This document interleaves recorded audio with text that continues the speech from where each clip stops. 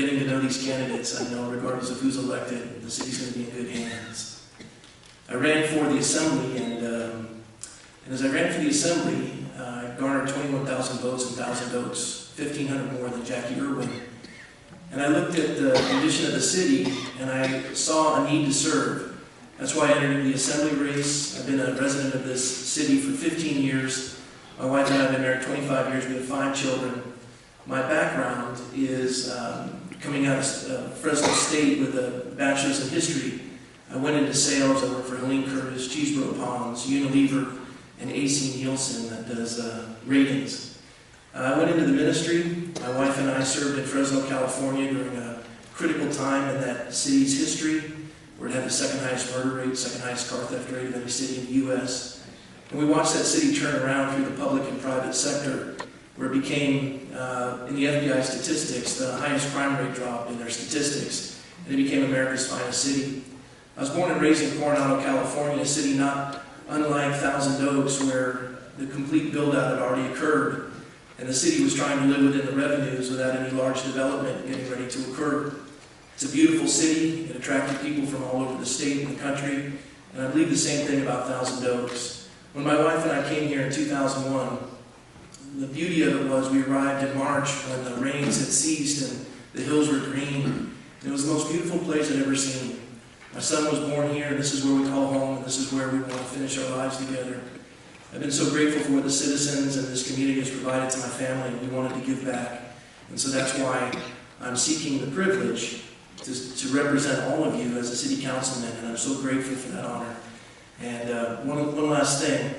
Samuel Adams pointed out that it is the responsibility of the citizenry to protect the republic.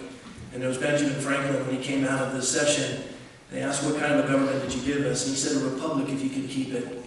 And I truly believe that we are to be completely involved in our civic duties and to participate in this great gift of a representative form of government. And so I want to lead by example. Thank you so much. Thank you. And our next candidate is Ed Jones. Hi, I'm Ed Jones. I think I'm fairly well known to this community, having been here for almost 51 years. And I've had experience on the City Council, the County Board of Supervisors, and I'm currently chair of the Canary Park Board. I'd like to thank the League for this forum, and I'd like to pay tribute to my fellow candidates. This is our 3rd forum, and I'm proud of all of them. I think they're all decent, honorable people, and I know they would do their best for this community, all of them, if they had the chance to be on the council. I have a 5-point program I'll go through quickly. I'd like to emphasize the 5th point in the rest of my 2.5 minutes. Fiscal prudence. I practiced that on the County Board of Supervisors. We balanced nearly $1 billion budgets every year for 12 years. Responsiveness to constituents. I pride myself on answering phone calls the very day that I get them if I can, or the next day, and act on them if possible. I want to develop more adequate senior services. It's our fastest growing demographic. We have the Senior Adult Master Plan, the SAMP. I would like to develop more sites and more programs. I've always supported safety services. I fought to get the East Valley Sheriff Station here when I was on the County Board of Supervisors, and I helped get 2 fire stations here, one on Duesenberg and one on Canyon Road. But what I'd like to talk about is that I am interested in maintaining our low-density rural environment. And there are 2 points. Number 1, I think we need to get the oak tree ordinance back where it used to be. I'm in total disagreement with the plan that was approved and recommended to the city by the Planning Commission. It's not a oak tree preservation ordinance. That was the title originally, Protection and Preservation Ordinance. I've turned it to sort of the open season on oak tree ordinance. You know, our city was founded with respect for the oak trees. They had a choice of either calling it Caneo Valley or Thousand Oaks. So we, how many? 30. So I think we ought to get back to that.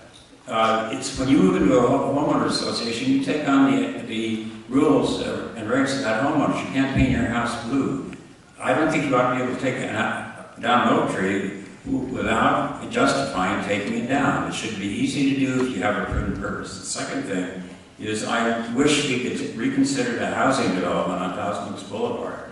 I think it's not a well thought out plan, and I'd like to get to it later when I have more time. Thank you very much. We're going to now go to the questions. As a reminder to the candidates, you have 1 minute. You'll get